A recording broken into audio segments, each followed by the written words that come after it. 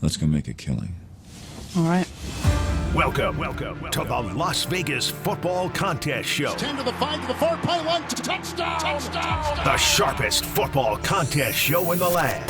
I'll take the action. My Birds, Benjamin Franklin's team, favored by 1.5 points. I'll give you 3 more. You're now riding shotgun with 2 former contest winners in Brady Kannon and James Salinas. And getting a former player's perspective with 9-year NFL veteran Mike Pritchard. Let's go! As they guide you through strategy, process, and your contest picks each and every week of the season. I do like the idea of a parlay. Now here's your host, Brady Kannon. Welcome in, everybody. It is week 7 in the NFL. We are into the second third of the 2025 NFL season. Brady Kannon, James Salinas, and Mike Pritchard here with you. Season 2, Episode 9 of the Las Vegas Football Contest Show, brought to you by none other than the contest leaders in the world, the Westgate SuperBook here in Las Vegas, and also, of course, Circa Sports. Welcome in to another edition of the Las Vegas Football Contest Show, and a positive week for the folks in the Super Contest. The consensus going 4-1. Still a struggle in Circa Sports Million, where it was 2-3, and combined, it is still a struggle for the 5 most popular picks in the Against the Spread contest. Now 20, 39-1 on the season, 34%, 19 games under 500. And that is exactly where we reside at 500, well ahead of the pack. We have 15 points out of a possible 30. So we are in the top third of the field. Again, a third of the way into the season, not too shabby. Super Contest College, Black and Purple, D. Fleming 22, and Play It Down, all with 34.5 points. That is a 70% clip through 7 weeks of Super Contest College. And then finally, Circa Survivor. If anybody was eliminated on Thursday night with the Steelers loss, that is very possible. Nobody eliminated in Super Survivor over at the Westgate. They have a remaining 24 entries. Nobody was on the Steelers or the Bengals on Thursday night. And then finally, Circa Grandissimo at last check. 15 entries remain out of an original 69. Gentlemen, let's get into the games. For week 7, yet another global affair in London. The Rams and London's second home. The Jaguars are there once again. I think it's 14 times that team has played in London, but they're an underdog here. The Rams laying 3 points, James.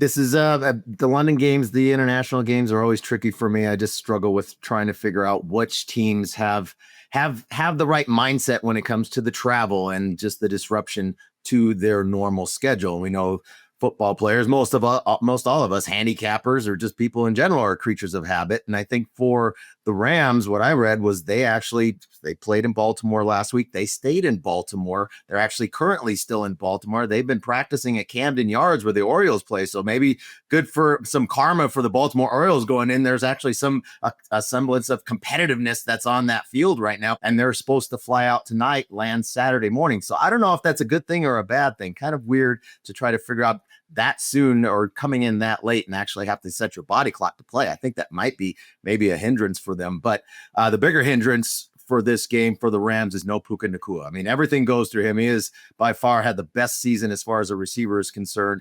Not only catching the football, but the entire offense is circled around him, not only through the passing game, but I think Pritch the running game. And I mean, he's so physical out there, not only as a receiver, but a tremendous blocker. I feel like a lot of design runs are to his side.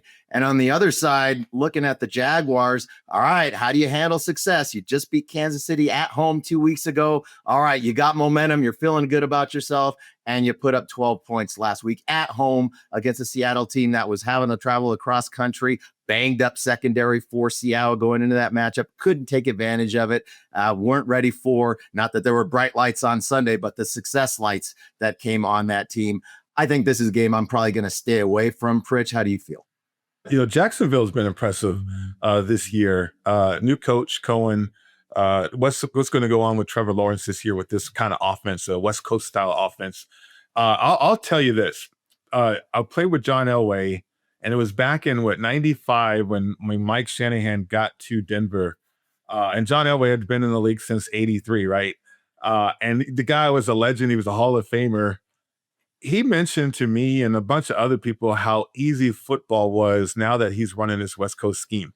And they go on and win 2 Super Bowls back-to-back, a mini dynasty, because of great running game. But everything's built in. As a quarterback, you don't have to worry about alert, and all this stuff that you see on TV. Everything's built in. And if you're a natural quarterback and you know how to operate, you know what you're doing out there, and you're pretty confident about your abilities, I mean, the game becomes easy. And I'm subtly seeing that from Trevor Lawrence, guys. They got a great running game. ATN has been a solid player. The only thing about this matchup is, what are they going to do with Hunter, the Heisman Trophy winner? Are they going to play him more defensively, which I think they could match up with no Puka Nacua? You're talking about a Rams team that's primarily 11 personnel, and you need those tough blockers on the edge, right? Devontae Adams isn't that. Certainly Tutu Atwell, he's too light in the butt to try to block somebody. So Puka Nacua was a guy who was really involved in a running game, not only blocking, but jet sweeps and setting up other stuff from a play action standpoint. So Devontae Adams certainly has lost a step. This is a comfort game too. I mean, Khan, the owner of Jacksonville, talked about moving his franchise there at one point out to London. But, the international game, I think, is second fiddle, second hat for Jacksonville and this group of guys. Whereas the Rams, they're uncomfortable. Like you mentioned, James, staying on the East Coast, having to deal with injuries, not having your true facilities to rehab guys. And maybe that's going to, hold them back in terms of trying to get on the field. So I like Jacksonville in the game. The number is always tricky, certainly when you're talking about this international game. But I know how we don't really like to hone in on those international games, but I like Jacksonville, but there could be some other choices on the board there, Brady. Well, yeah, let's go down to the next game on the board here, the contest rotation anyway, and that is the Kansas City Chiefs hosting the Las Vegas Raiders, a good old-fashioned rivalry in the AFC West here. The Raiders off of a win. Kansas City starting to look hot, starting to, kind of find their sea legs, if you will, after a slow start. They're at 500, but they are certainly moving up in everybody's power ratings. They get Rashee Rice back this week. Andy Reid's already talked about implementing him into the offense immediately, early and often, and they're laying a big number here to the Raiders. The Raiders have seen a little bit of money. This thing was as high as 13, maybe still some 13s out there. It's 11.5 in the contest. Pritch, I'll throw it back to you. It feels like too many points to me. I made this number around 7.5 or 8, but I don't know if I want to get in front of the Chiefs right now, and I have a hard time backing the Raiders. Yeah, hard time backing the Raiders. I mean, this is everything for the Raiders, in terms of what are they going to be this year. It's who are we selling, who are we trading, where are we going to start over? Even some doubts with Pete Carroll starting to come to the surface a little bit. But the Raiders are interesting because they tried to go all in, I think, trying to be competitive with Geno Smith. But I said this a few weeks ago on our show that, Geno needs a DK Metcalf. He needs a Smith and Jigba. He needs stars around him in order to be effective. If he doesn't have those type of players around him, he's just a guy out there. And the Raiders are finding that out. No Brock Bowers, and he was a star, and Ashton Genty, can they stick with the running game and be consistent right there? There's just a lot of question marks. Whereas Kansas City at home, enough said, full strength, enough said there. To me, though, it is a lot of points. I mean, historically, Kansas City has been one of those teams, guys, for me, they just don't seem to cover those big numbers. Well, and Pritch, I think from this standpoint here, you talked about Geno Smith needs stars. He also needs a running game. They don't have that in Las Vegas as far as the offense is concerned. And I think this is sell-off time for the Raiders. They're looking ahead till next year. But it's a division game. I get why that Brady, you're making your number lower. If it was that number, I'd probably lay it with the Chiefs, but at 11.5, it's no play for me. Yeah, this could be a stay away. Maybe all stay aways so far in the discussion here to kick off the show. Another one that I think is tough to handicap with the weather in Cleveland. Supposed to be very windy for the Browns and the Dolphins. We'll discuss that next on the Las Vegas Football Contest Show.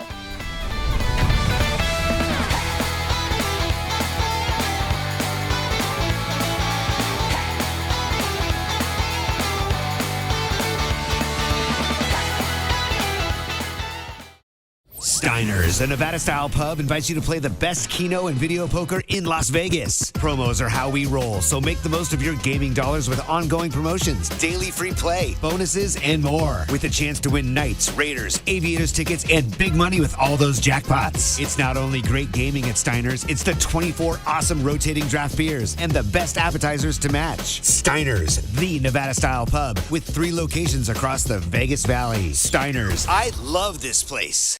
San Diego is home to Wolfpack Hospitality Restaurants, located in beautiful La Jolla. Stop by Cove House, Shore Rider, and Dough Mama Pizzeria on your next trip. Visit Cove House, a top 100 brunch in California, or Shore Rider, serving up margaritas, fish tacos, and a vibe that will make you feel like a regular in no time. For a slice of New York-style pizza with a California twist, it's Dough Mama Pizzeria, where the wings and pizza draw compliments from around the world. Go to wolfpackhospitality.com, and we will look forward to seeing you at Cove House, Shore Rider, and Dough Mama Pizzeria. Welcome back to the Las Vegas Football Contest Show presented by Circa Sports and Westgate Las Vegas Superbook. Brady Kannon, James Salinas, and Mike Pritchard with you, making our way through the contest card for Week 7 in the NFL. And we get to Cleveland, Ohio, where it is supposed to be very windy, and the Browns are a favorite over the visiting Miami Dolphins. A lot of turmoil right now in Dolphin country. A tough loss last week at the last minute to the Chargers. James, I'll start with you on this one. Boy, how many viewers are they going to have for the Dolphins and the Browns on Sunday? Just the family and the degenerates that are betting on this game, probably. And I mean, if I'm betting on it, I'm watching it, but I don't think I want to subject myself to this. Bad football teams, obviously from Miami, it goes deeper than just the lack of talent there. They actually have they have a handful of talent there, not so much on the defensive side, but this is a fractured football team. And this is a team that we saw last week, Tennessee's coach Callahan getting fired. Is this going to be the next one up there with McDaniels there in Miami? Potentially. I mean, this is a team that there's no leadership right now. It's rudderless. You're seeing Tua going up, post-game comments going on about guys not showing up for team meetings, and those things need to be addressed in-house, but obviously that's not happening at the higher levels when it comes to the coaching staff. So he's trying to fit that leadership role, but I don't think that's going over well. He had to obviously go back and walk those comments back. So a lot of other things going on outside of just focusing on football. And I think for the Browns, you talked about the weather, Brady. Yes, I'm looking at the current weather report for this Sunday in Cleveland. It says definite rain showers of 90+%. So it is going to rain. And it looks like it's going to be we've seen it in Cleveland, those ugly rain showers that come in, and it's pretty heavy as well as windy. It's going to be winds in the 20s with gusts up to 30. So not conducive for a team that needs to throw the football in Miami, as opposed to a Cleveland team that needs to run the ball. They haven't been able to run the football, but they're going to have to rely on that. It's going to be a sloppy track there with Cleveland favored. I don't know how many times we would see Cleveland being favored this season, but this is definitely one. I agree with the move. If I'm playing the game, don't know if I probably won't, because if I do, then I'll have to watch it. I don't want to subject myself to something that early in the morning to turn my stomach for the later afternoon games, Pritch. But I think here it's Browns or nothing for me. Yeah, I got big highlighted, circled, and underlined, stay away from this game. I mean, think about this. Flacco leaves the Browns and becomes a better quarterback in advanced age. We all saw this. I mean, you don't even have to understand the offense that you're executing, and still yet you can still perform at a high level, especially a guy like Joe Flacco. The Browns are just horrible from an organization standpoint, all the way on the field, in the locker room. And Miami's catching up fast, if not surpassed them, in terms of how horrible they are as an organization. Bad hire from a coaching standpoint. They got to correct that. They will at some point. Waddle's all in rumors about being traded. So nobody wants to be in this game, to be honest with you guys. So why should we select this one? That's my viewpoint on this one, especially when there's other games, in particular, the Patriots and the Titans. Now, this one intrigues me, guys, because of Vrabel going back to Tennessee, and he's got this team playing better. And, that's what you want from a new head coach, a young team, guys to certainly listen and be coachable, in which they are, but improve. And we've seen Drake May improve. We've seen the Patriots defense improve. They've got rid of some players. Gonzalez is back, and he's been tremendous on the back end for what they want to do. And then there's those chips and axes that coaches like to have and remember certain situations. And This is a game where I can tell you, coaches, they'll tell you privately in meetings, team meetings, I want this game. I'm going to coach you guys a little bit harder this week because I want this game. I want to go out there and dominate and make a statement. And this could be one of those games, Brady, in which the Patriots go out there against Tennessee, who lost their head coach. Don't know where they're going either as an organization yet. But yet here you have Vrabel, who wants to probably rub it in a little bit, put some salt in that wound as well. Yeah, no, I don't disagree with you. And I think there's conflicting situations here. You have Vrabel coming home, probably wanting to lay it on Tennessee. Felt like an unworthy firing for him and little payback in order here. And then at the same time, you have the fired coach theory for Tennessee. I would absolutely expect them to respond and show up here. Jeffrey Simmons was, outspoken about how bad things have been. I think the players will show up and try to prove that, we're happy to get rid. We're happy to move on, move forward. Interesting game. I could probably only take the dog here. I make the number exactly 7. So there's no advantage from that standpoint. James, an interesting game indeed. We've got this one. I'd like to hear your comments on that one, and then we'll move forward to the Bears, who are all of a sudden red hot. 3 wins in a row for them, and they will take on the New Orleans Saints at home on Sunday. Yeah, well, as far as backtrack quickly to the Titans game, the axe to grind, like Pritch talks about with the coaching staff, absolutely. I think that's definitely have to factor in to this handicap. It is going to be the 3rd straight road game for the Patriots, so take what you want from that piece here. But Tennessee, it's Mike McCoy as the interim. He just got hired on this season as a special assistant to the team. He doesn't know these players, and I don't know how that's going to work out. I don't know how the offense really changes. It's a dysfunctional team, and I don't think this changes on Sunday. So, but game you talked about with the Bears and the Saints. Now we saw with the Saints have been pretty scrappy, definitely down in the Superdome in New Orleans, playing playing competitively, just not able to have that one driver, that one big play to get over the hump there. But the Bears now, big win last week on the road at Washington. We talked about that last week, really a game that they had circled with how they kind of dumped it on the Hail Mary last year in Washington. I think here for the Bears, now how do they handle this success? They're stringing together some wins, early season, some struggles. Now Ben Johnson starting to have his imprint on the offense with Caleb Williams, still a little late and a little behind with some of his throws, but ultimately seeing a lot of improvement from the Bears, and they look like a team that's hungry and happy to be playing competitive football again. Now, how do they handle success coming back home on the road after a big road win against the Saints team that, I don't know, are the Bears, Pritch, looking past this game because it is the lowly Saints? No, I don't think so. I mean, Ben Johnson runs hot. Outside of some criticism from Troy Aikman, and Troy was right. There were some easy throws for Caleb to make, but he just didn't do it.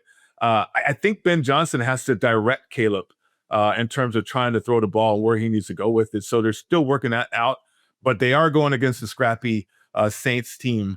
The Bears, they have too many coaches on there that run too intense and too hot to let them not have a great practice, especially when they've seen improvement along the way, guys.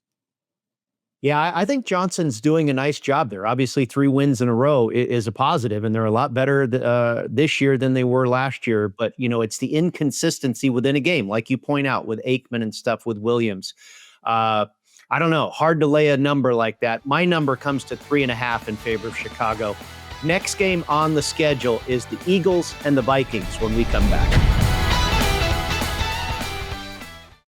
When the football contest crew isn't busy dominating the field and making plays that leave opponents in the dust, they're doing something just as exciting. They're playing My Vegas Slots. It's a top-ranked, free-to-play mobile app that lets you earn valuable real-world rewards from amazing partners like MGM Grand, Bellagio, and Norwegian Cruise Line. You can score hotel stays, great meals, show tickets, and more just for playing. Download My Vegas Slots today from your favorite app store. And if you're anything like Brady, James, and Mike, we know you're going to love it. That's a winning play you won't want to miss. Guys, I think maybe we have found a game here where I have found an edge. I like the Vikings in this matchup here. The Vikings off of a bye hosting the Philadelphia Eagles, who have really been a struggle. And they look like a pretty good team. They look like a defending Super Bowl champion. They have power. The tush push is kind of resembling of their power as a team, but it hasn't been the same at all. They've been outgained in every game so far this season. They've lost 2 in a row. The Vikings have been very inconsistent. Win one, lose one, win one, lose one. A lot of injury. The one constant for the Vikings is Brian Flores' defense. Defense has been very, very good. But I think this bye really helps Minnesota to kind of right the ship here, pause. Okay, guys, let's reconvene, because it has been topsy-turvy for them. And they're getting much healthier. Ryan Kelly's still out. He's on IR. But other than that, a lot of players returning, possibly J.J. McCarthy.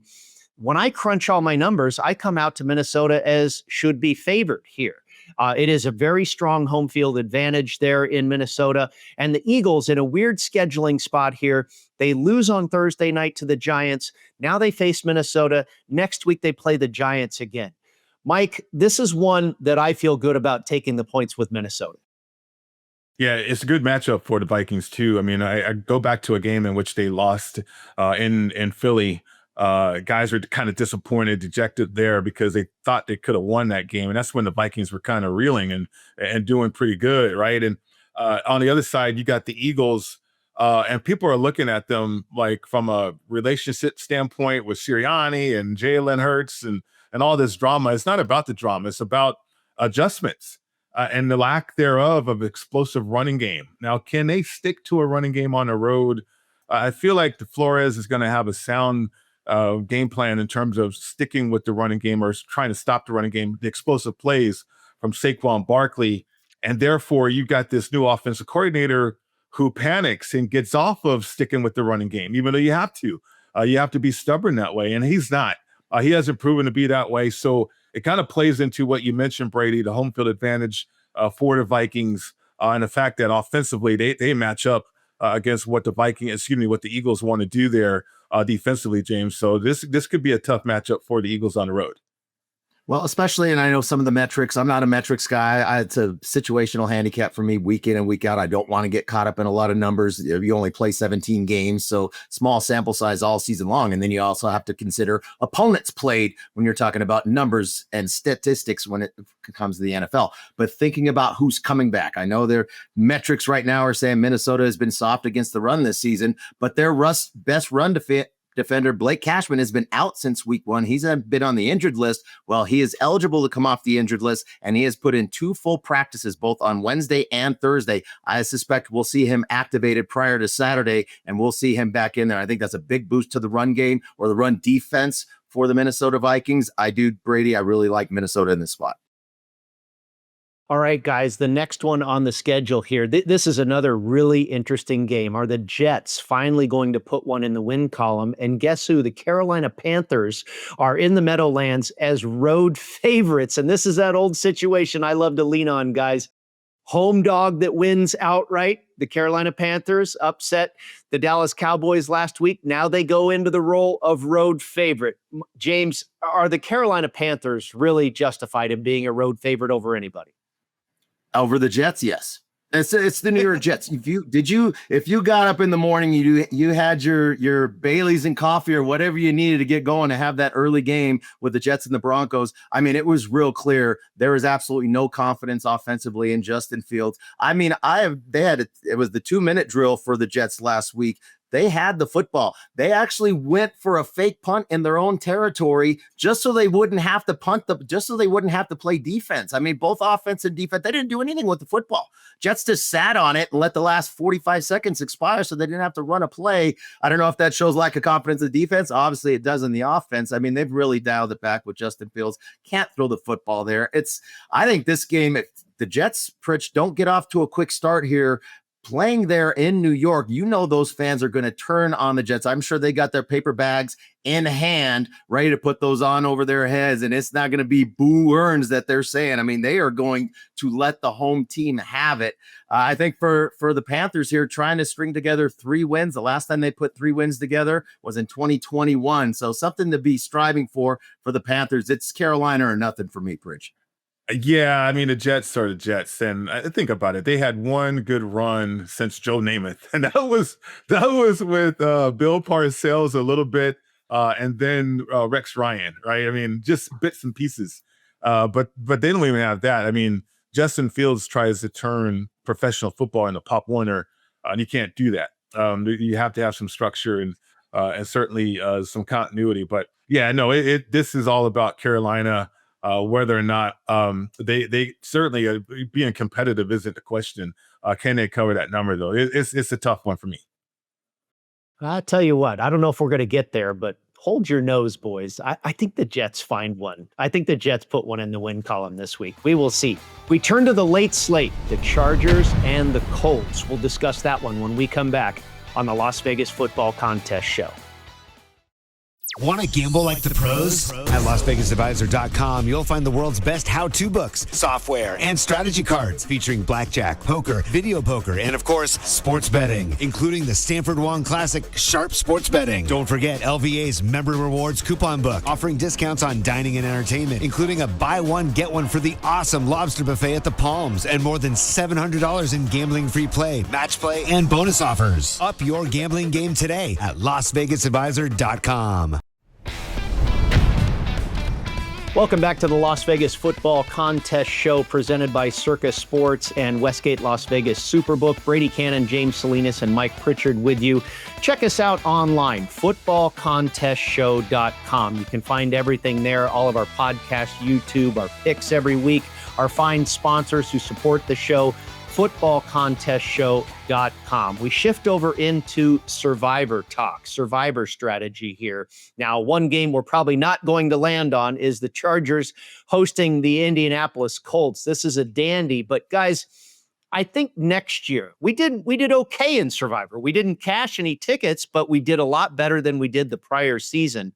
Next year, I think part of our strategy needs to be forgetting about Thanksgiving and Christmas, and at least one of our entries, you just try and take that free square. Just survive in advance with one of your 3 entries, something like that. Maybe you worry about the holidays with the other 2. I don't know. We're going to have to discuss our strategy in the off season. Like I say, can't imagine a lot of people are going to be landing on either the Colts or the Chargers. I think a lot of people are surprised that the Chargers are a favorite in this game, James.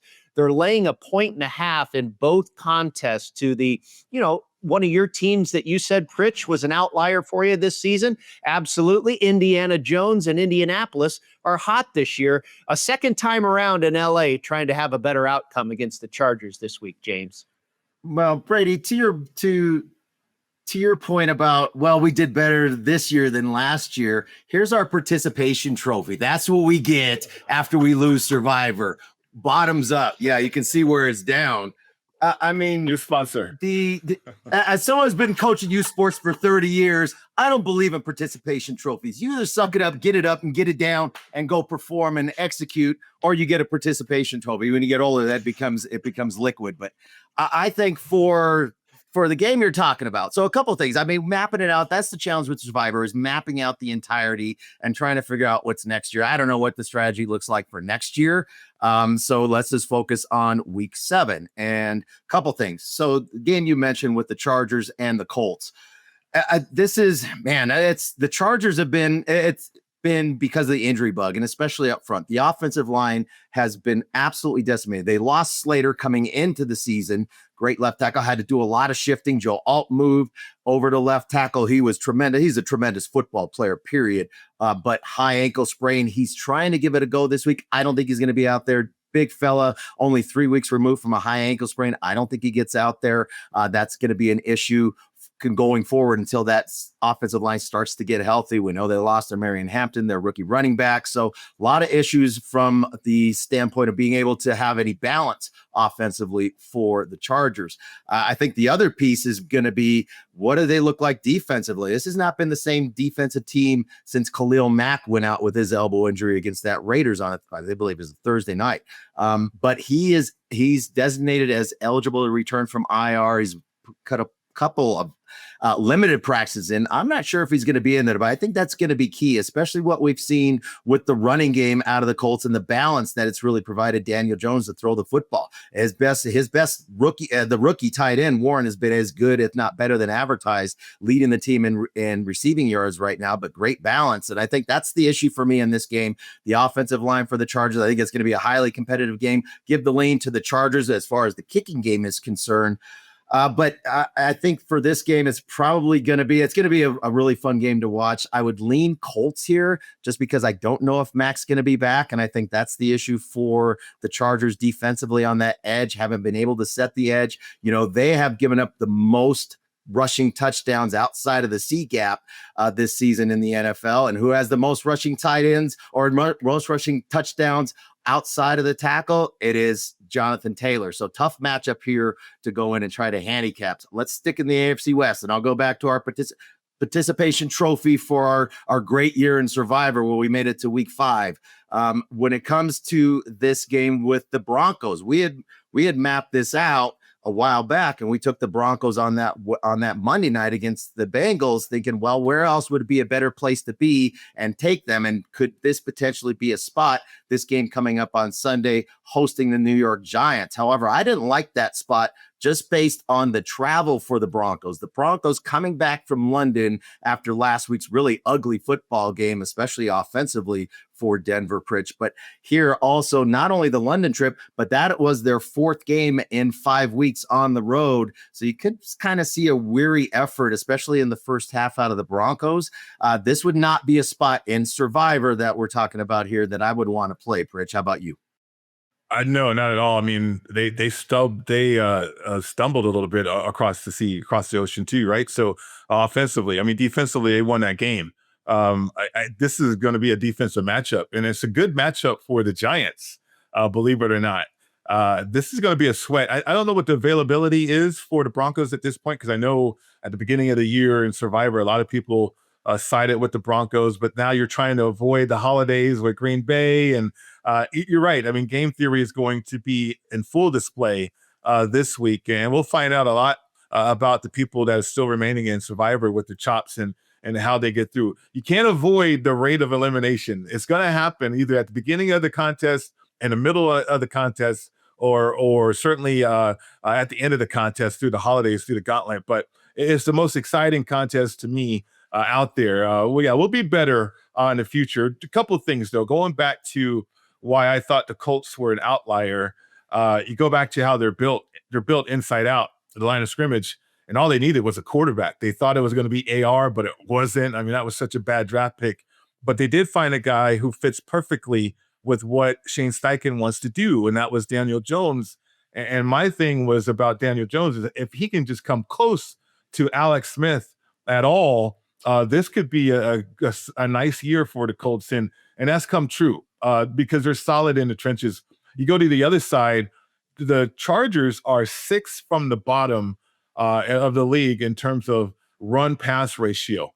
They throw the ball almost 65% of the time, and if you know Harbaugh, he wants to run it, but he can't run it. He won a national championship in Michigan running the football. He got to the Super Bowl in 49ers running the football.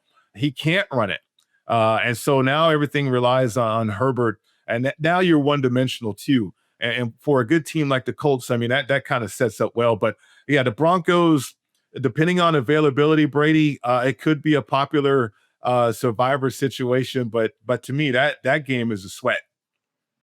Yeah, no doubt about it. And I think you make a great point. The Broncos were used heavily by ourselves included, but there was a couple 3 weeks where the Broncos looked like a good Survivor choice, and they have not yet disappointed. This is another opportunity. And Mike, you also point out, look at all these teams that are big favorites this week that are playing on the holidays. The Chiefs, the Packers, the Lions.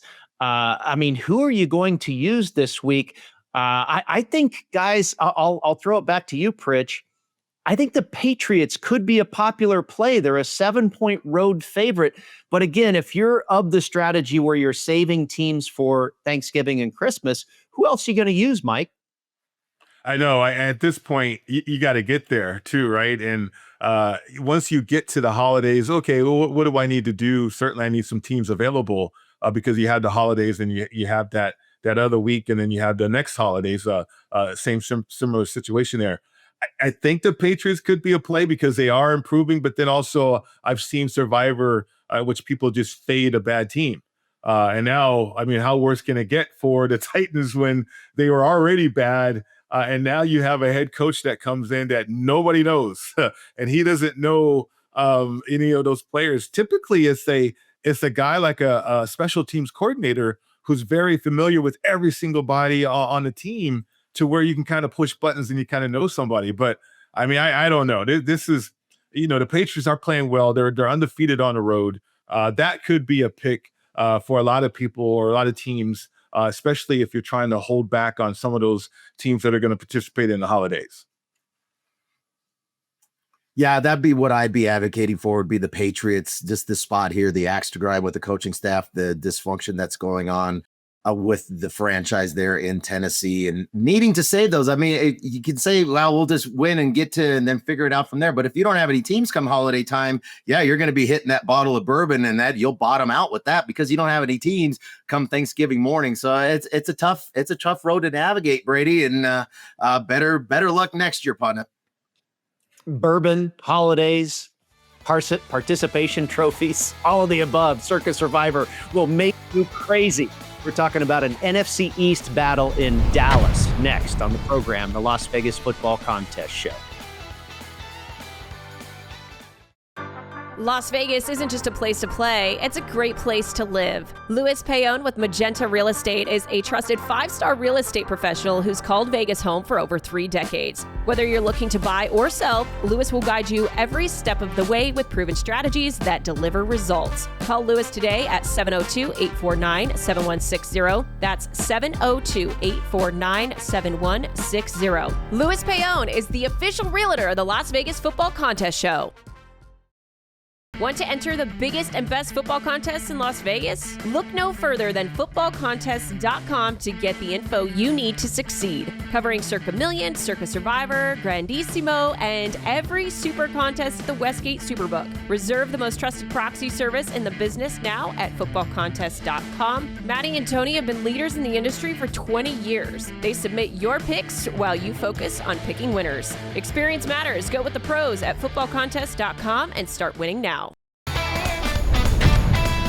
All right, gentlemen, I'm going to get on my soapbox here. We were successful last week in going against the Washington Commanders. My reasoning there, one reason, it was, of course, the revenge game, the Hail Mary blunder, all that good stuff. But Dan Quinn, the head coach of Washington, is so good in division games, and he is equally poor the week before. Maybe it's because he's so focused on the division games. And now here we are in Dallas for a division contest, and I want to be firmly planted on Dan Quinn. You go back into his coaching career. He was an assistant at Seattle, got the head coaching job at Atlanta. What did he do to the NFC West as head coach of Atlanta? He was basically unblemished against the spread. Then he gets hired as the defensive coordinator for the Dallas Cowboys. What did he do against his old division, the NFC South? Again, basically unblemished against the spread. When he was with Dallas, what did he do against the NFC East when he started with Washington? Again, he is exceptional with familiar opponents, and in this case, specifically the NFC East. And oh, by the way, his offensive coordinator, Cliff Kingsbury, a perfect 7-0 against the spread against the NFC East when he was the head coach of the Arizona Cardinals. These guys know this division. I think Dallas is a phony. They have probably the worst defense in the league. I think Washington is the superior team. James, I know they don't have all their moving parts here. They are a little bit banged up, but I think Quinn and company come into Dallas this week and put it on the Cowboys. Well, I think Dan Quinn's going to need to take that backwards baseball cap off his head and put a helmet on and go play a wideout, because I don't know who's going to catch the football for Washington. They are absolutely devastated at the receiver position. Now, also at the running back group, too. So think about McLaren's already been ruled out, so he's not going to play again for the Washington Commanders in this matchup. Deebo Samuel did not practice so far this week. He's had a heel issue, so he's been playing through it, but we saw it on Monday night. We've seen the last couple of weeks. He is definitely not anywhere close to full strength. He is really hindered and hampered with that heel injury. And then you think about the other side back in the backfield. Now they're down to their third string running back. They lost Eckler early in the season. They traded away Brian Robinson. I think they were feeling like they were good in their backfield. And now you've got the rookie now having to come out and be the lead for this Washington offense rushing the football. The young fella Merritt has put it on the ground. His carries a boost the last 2 weeks. He's also put it on the ground the last 2 weeks. So I think there's a little shaky confidence going in there, not only giving him the football, but him getting the ball and being able to have two hands on that ball. Now you're going to rush, like you said, against one of the softest defenses in the league for the Cowboys. But I think in this matchup here, Pritch, man, Cowboys are going to go.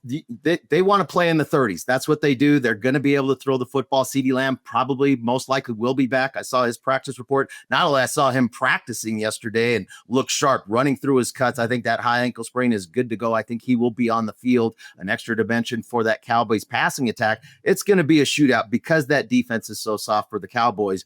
But talk about somebody that's familiar with opponents. So is Dak, and Dak's very familiar with Washington. He is 11-2 against Washington, winner of 7 of the last 8 games that he started against them. And in those 8 starts, 27 touchdowns versus 5 interceptions. So Dak's going to put some points on the board.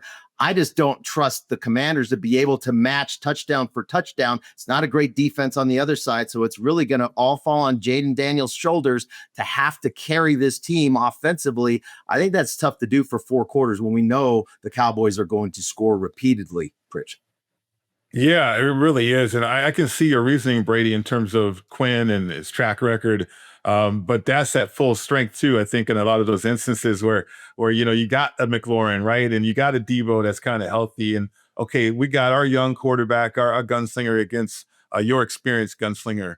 Because Dallas, they are a powerful offense. I mean, Dak Prescott, his track record, and he's a double-digit winning quarterback through a regular season. He averages double digits for a regular season as a quarterback, as starter.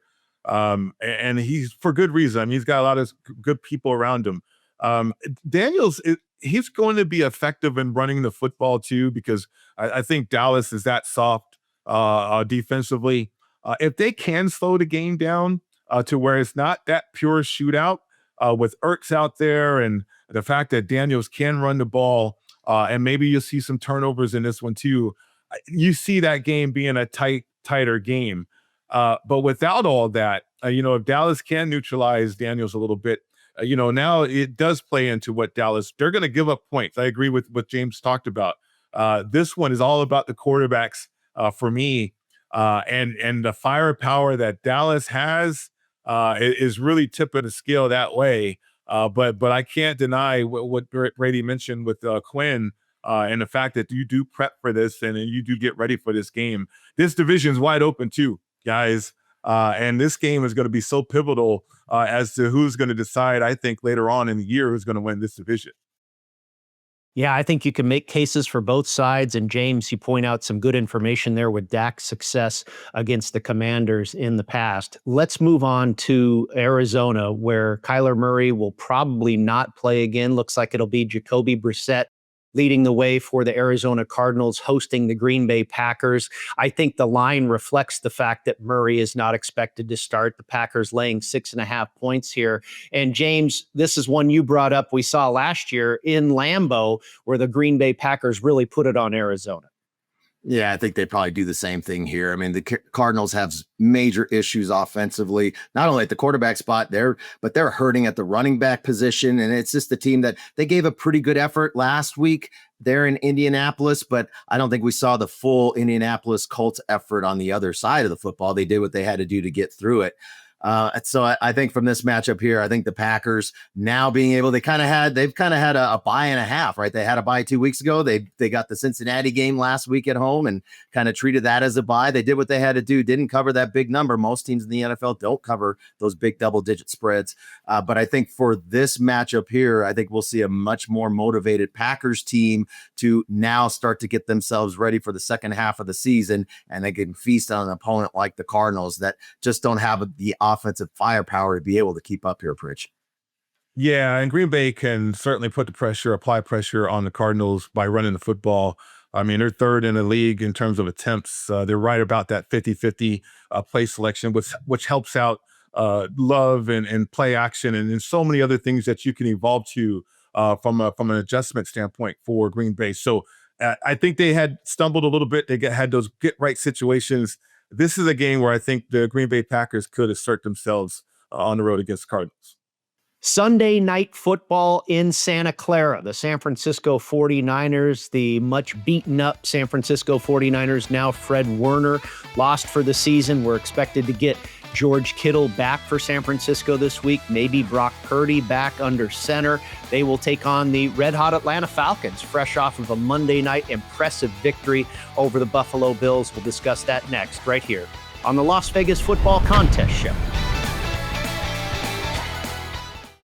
Looking for your next ultimate golf experience? Discover Valley High Golf Club, a tropical paradise on the Las Vegas Strip, featuring lush greenery, water features, Balinese tropical plants, white sand, and black volcanic rock, creating an enchanting atmosphere. Valley High creates a memorable golf experience for a typical foursome, a group celebrating a bachelor or bachelorette party, or your next corporate outing. It's award-winning golf on the Strip, Vegas style. Book your ultimate golf experience now at valleyhighgolfclub.com.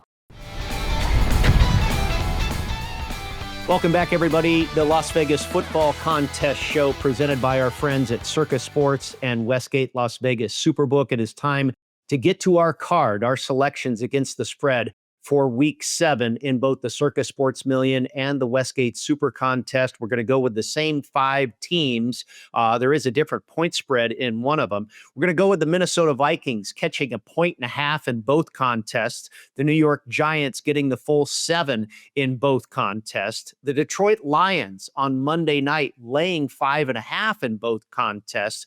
The Falcons, here's a discrepancy. Sunday Night Football, we're going to take the 2 points in the SuperContest. We're going to take 1.5 in Circa Sports Million. And then finally, we're going to go against the grain here a little bit, maybe, and take the Tennessee Titans. Yes, hold your nose, gentlemen. The Tennessee Titans getting a full 7 points in both contests. James, you were the one that kind of gravitated towards the Falcons on Sunday night. Let's talk about that game going on in Santa Clara against the 49ers.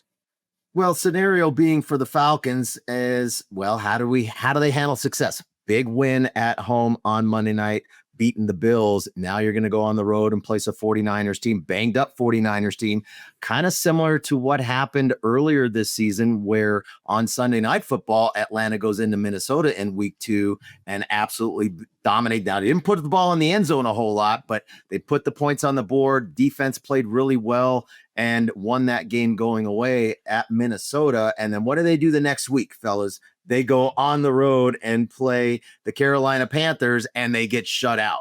So what do they learn from that? Are they doomed to repeat the same performance, or do they actually learn and grow from that experience, thinking you've got to take each game at its full strength, going in there with the best intentions, the best preparation. Hopefully, I think the Falcons learn from that. So that's one piece, the mentality aspect of it. But really what I like here is the matchup offensively with the Falcons going against the 49ers and just the decimated football team right now on that defensive side of the football.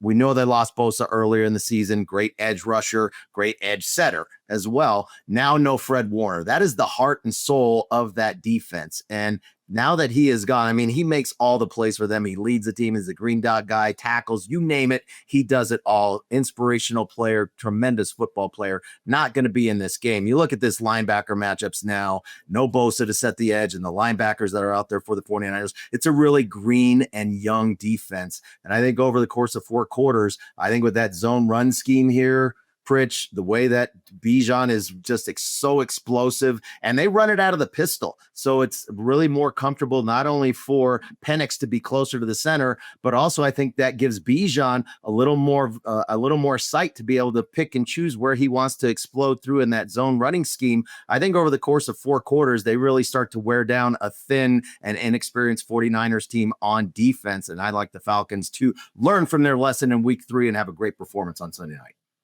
Yeah, I don't think Raheem Morris can screw this up. He's familiar with the 49ers, certainly coaching with the Rams as a D coordinator, but this is different too because they have a young team that can evolve and do a lot. You mentioned Bijan Robinson. Why was Kyle Shanahan the best play caller in the league? Because he had matchups and scheme. What does Atlanta have? They have matchups and scheme, and they can get to a lot of things because of Bijan Robinson. They're in the top 5 from a play selection, from a run-pass ratio. I love that. And then defensively, they're playing a little bit of pressure when needed. I think Terrell on the back end has helped them out tremendously back from injury, and they're lengthy. They're big guys in that secondary too. So that can be intimidating. And this is a Falcons team that's going to go on the road and be highly confident. Much like, you think about the Lions, Brady, at home and how confident they can be against this matchup with Tampa Bay. This used to be, what was it called back in the day when Detroit and Tampa Bay, the toilet bowl game? Remember that? Because those teams were so awful, god-awful. But now you have two teams that are on the come up, certainly Detroit trying to reestablish themselves as the best team in the league. So maybe they do that again this week, Brady. Yeah, I like the Lions here. Off of a couple weeks on the road, now they get home against a real opponent who's had some great battles with one another the past couple of years. James, finally up in the Pacific Northwest, I think this is a tough one to figure out. Seattle's one of the best teams in the league, and maybe the Texans are too. Well, I like the fact that the Texans are coming off their bye week healthy and hungry. I don't like bad offensive lines. They don't travel well, and that's what Houston has, the bad offensive line. But ultimately here, I think the Texans, that defense shows up, and they're going to put a lot of pressure on Darnold, make them one-dimensional. I want to see how Darnold hands up with that front and the Texans in that pass rush. Kind of lean Texans here, but no play. That's going to do it for us. Vikings, Giants, Lions, Falcons, and Titans make our card. Have a great week, everybody, and we'll see you here in Week 8 on the Las Vegas Football Contest Show. Thanks for tuning in to the Las Vegas Football Contest Show. Don't you just love football? God, what a fun sport. Subscribe today on YouTube, Spotify, and Apple Podcasts to receive weekly alerts as soon as the show's available. Good luck with your contest selections. Pay that man his money. And we'll talk to you next week.